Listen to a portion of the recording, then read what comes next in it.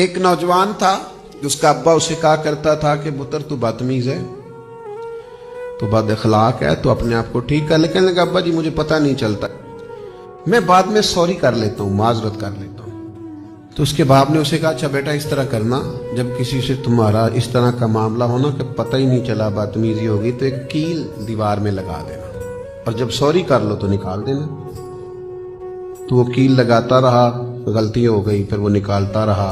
वो 10, 15, 20 कील लगाए, फिर निकाले। तो एक दिन बाप ने बुला के कहा पुत्र वो कील तूने लगाने के बाद निकाल भी दिए थे ना? कहाँ? कहने लगे बेटा दीवार का हाल देख, इसके हुस्न में कितनी दरारें पड़ गई, इसकी मानवीयत कितनी खराब हो गई, इसका टाइल और इसका रंग रोगन कितना तबाह हो गया। तूने लगा के कील निकाल भी दिया, लेकिन फिर भी कितनी तबाही हुई है। सुन फिर बात इखलाकी करने के बाद माजरत कर भी ले, फिर भी जिसके साथ की होती है उसके रूह पे बड़ी तबाही उतरती है।